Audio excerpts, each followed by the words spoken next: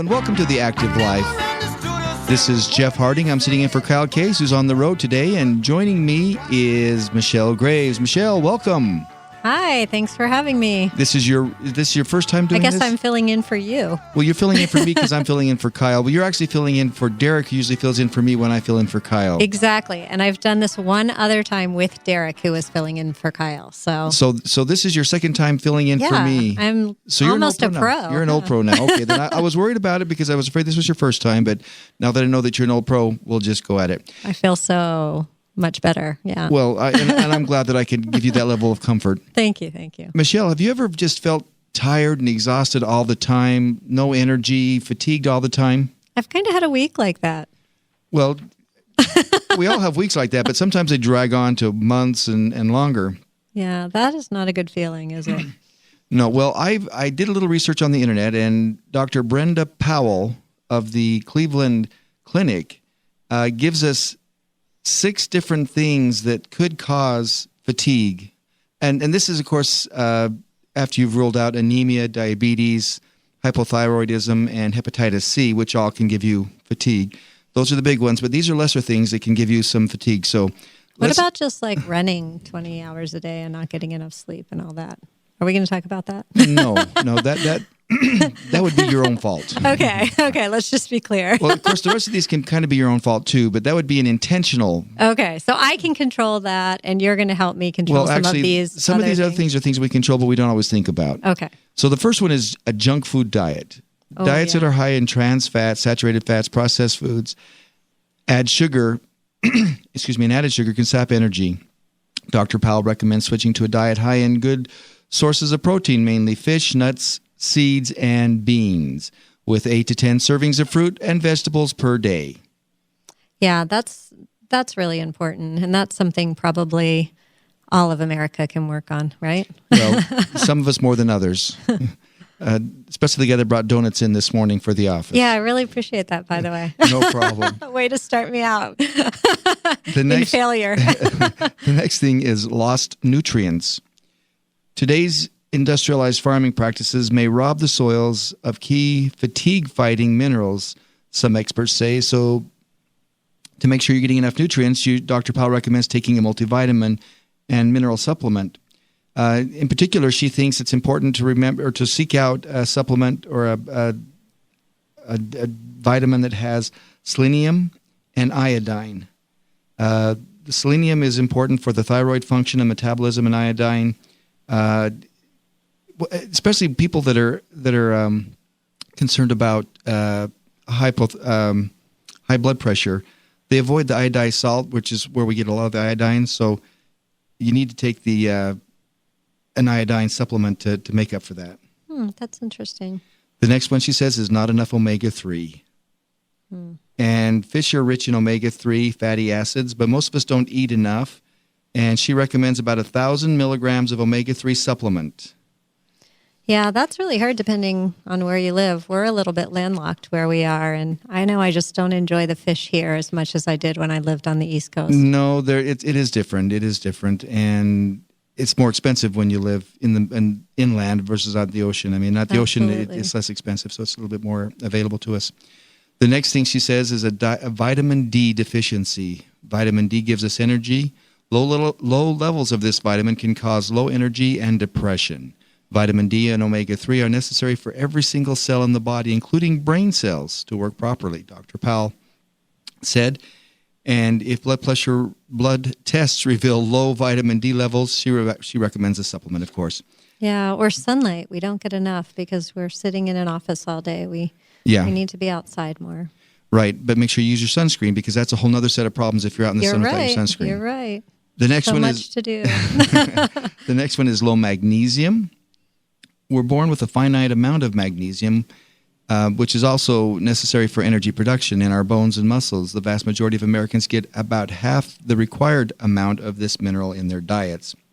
So a magnesium supplement is good. So a good multivitamin is probably going to cover a lot of these. And the last one, which is kind of related to what you were talking about earlier, is poor sleep.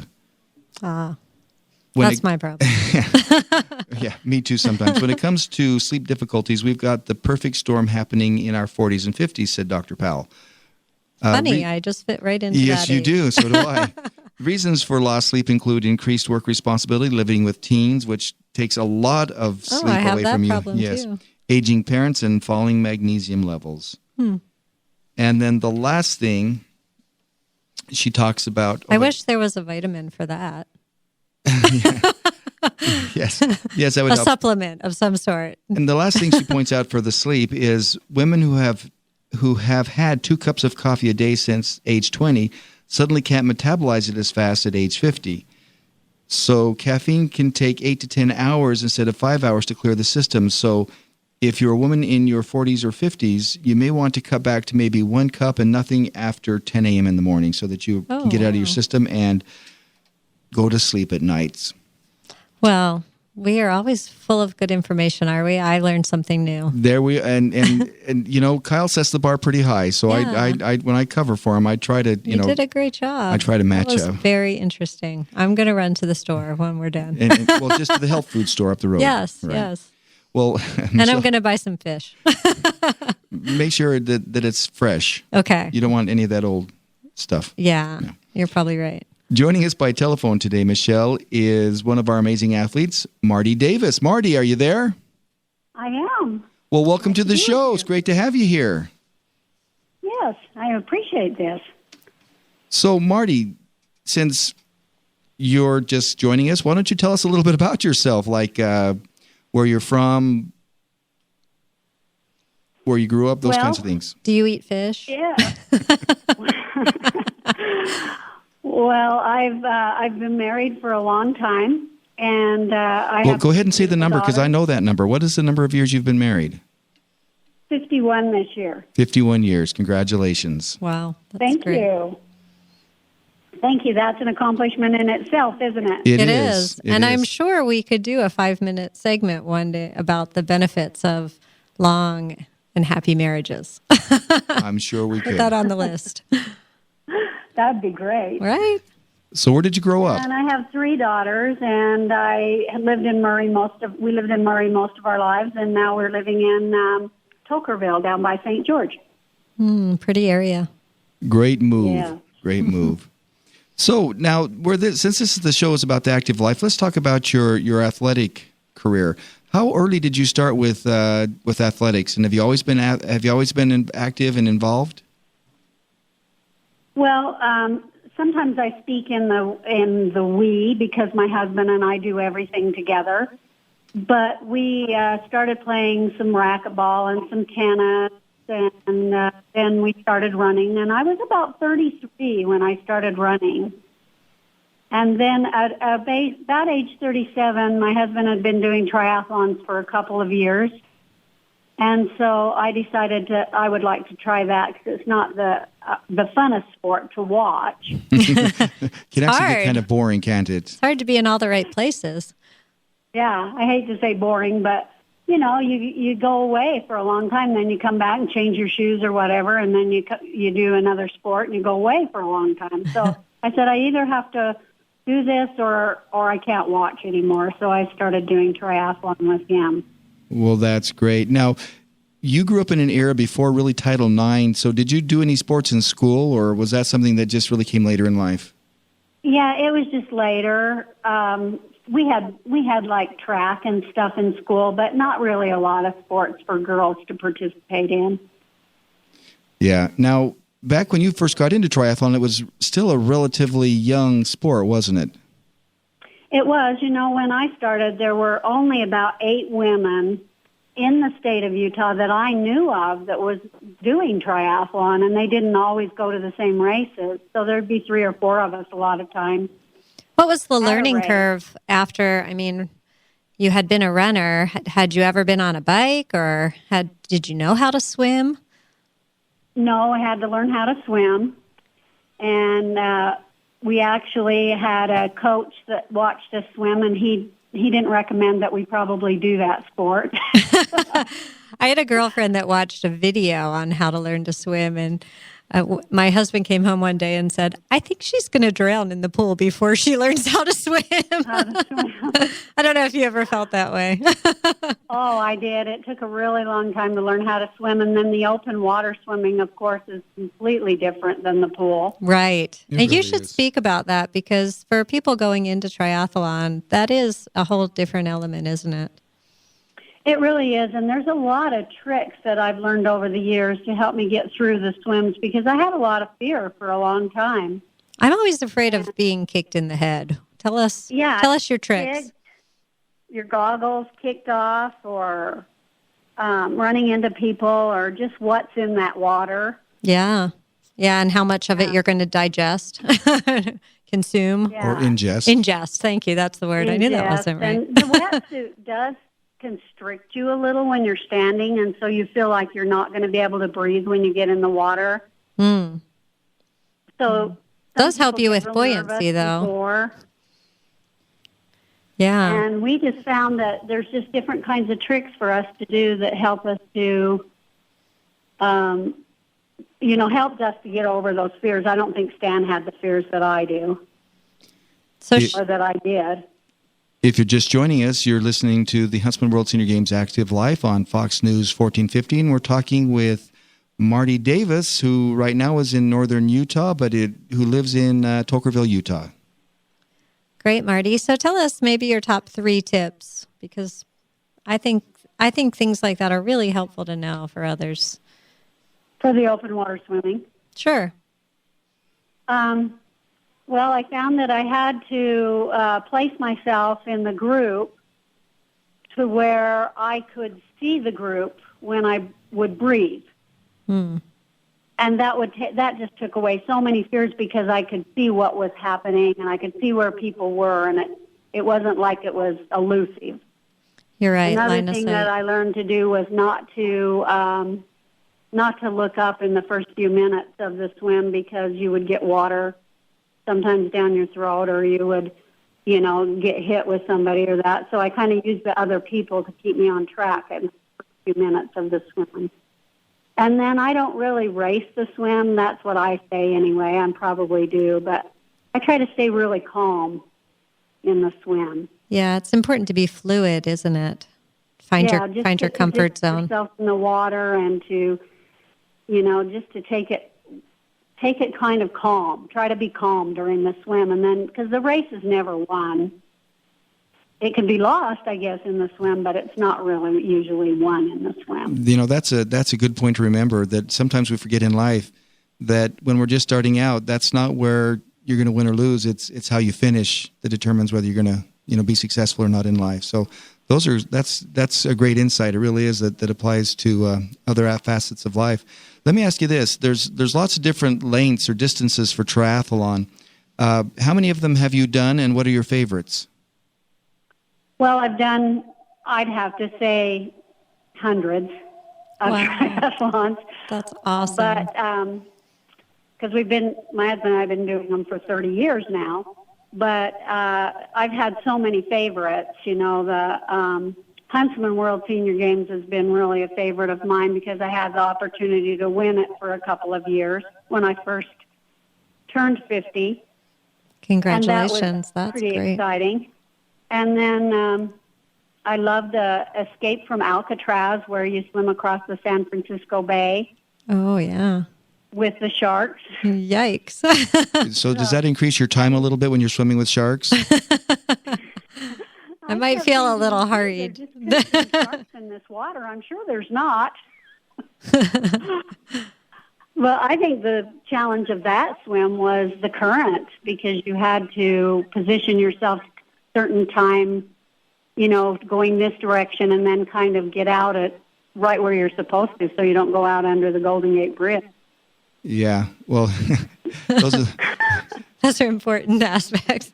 So what's your favorite length of triathlon, distance? That's just so easy, because we have just really loved the sprint distance.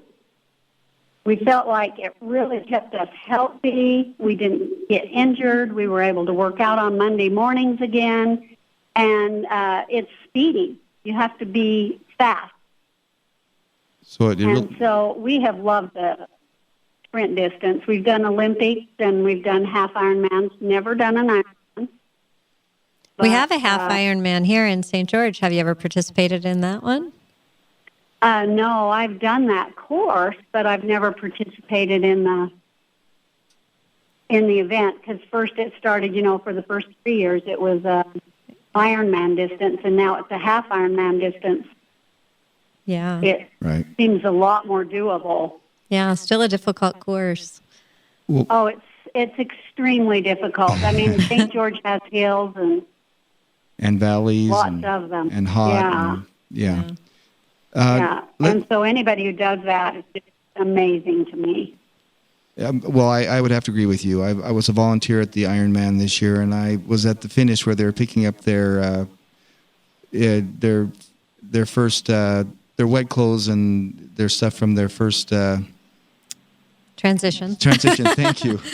Sometimes words that you know very well won't come to your mind. From the first transition, I was at the end of the race where they're picking that up, and I was amazed at some of the vitality and energy that some of them still seem to have after completing that course. That's pretty amazing. But let's shift gears a little bit, and let's talk about your experience at the Huntsman World Senior Games itself, and not necessarily the competition, but the games, the experience. What is your impression of the experience of the Huntsman World Senior Games, Marty?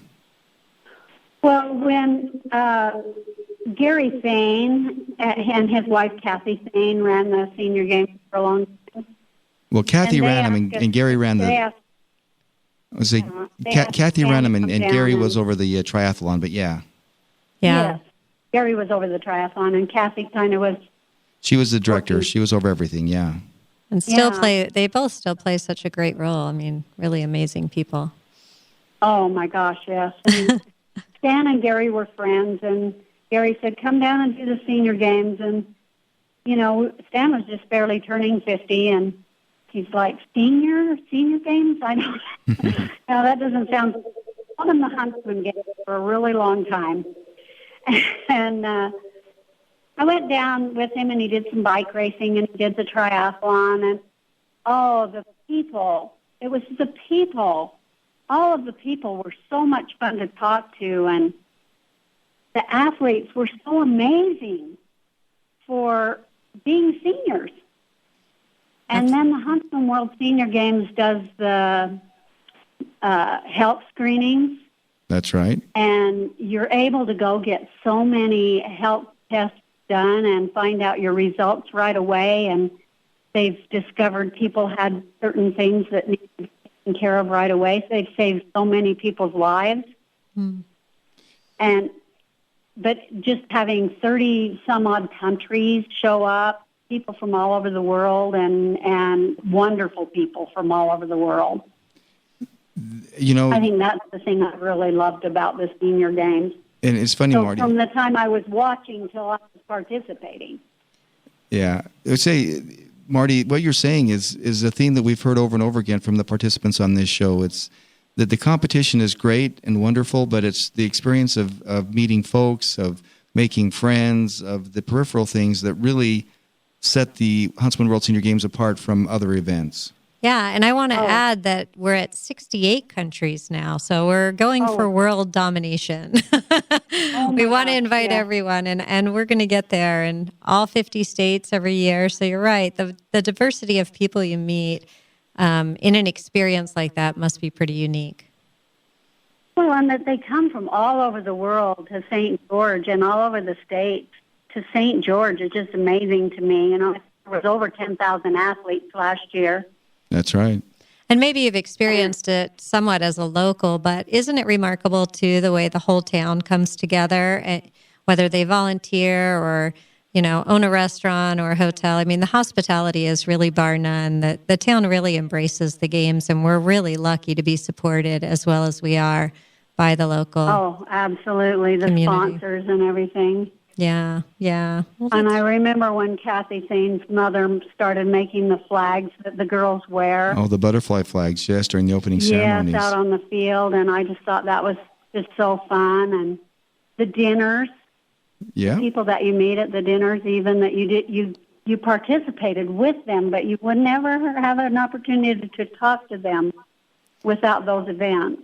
I'm relatively new to the games, and I really like that aspect as well, that instead of just, here's your medal, thanks for coming, we tie each sporting event into a social where we get to, just commune with one another and talk about the day or the week's events. It's really a nice way to tie things up. I agree.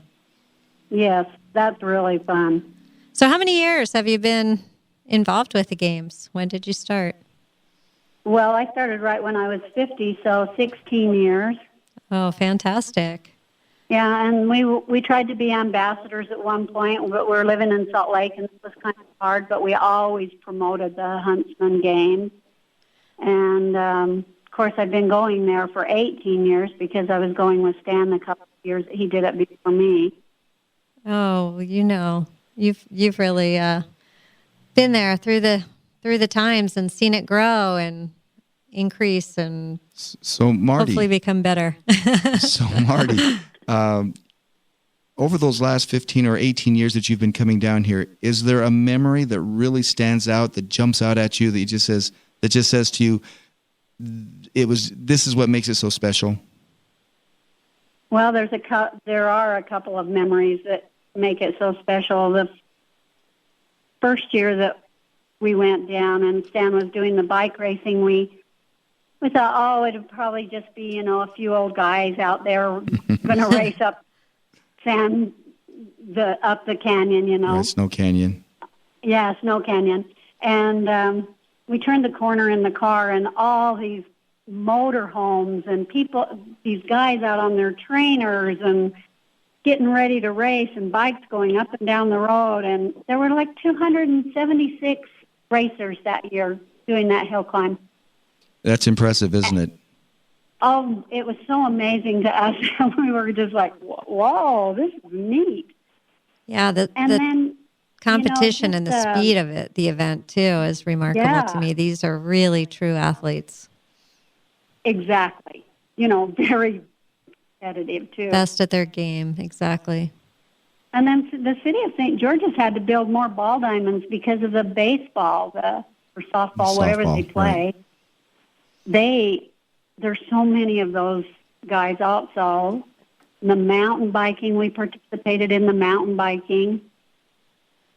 Yeah, you should give pickleball a try. That's what the city's building courts for us for this year. Pickleball's been crazy. We filled the town. Yeah. And doesn't that sound so funny? Yeah. Pickleball. And it's just gone crazy. Well, Marty, we are running a little low on time. It's fast. It's amazing how fast 30 minutes can go. But I would just like to ask you to tell the listeners, if they're on the couch, about being active or getting involved, or even getting involved in the games. What would you say to them to help them get motivated to get off the couch and get doing? Just start slow. Just get off the couch and start. Do something. Be involved. Go watch for a while if you're kind of intimidated by the athletes. Go watch and see what's going on. Just go do it. Just get off the couch and try something. Well, Marty, it's been a delight visiting with you today. We'll probably see you in October as we're crossing paths, and we'll look forward to seeing you then. But thanks for joining us.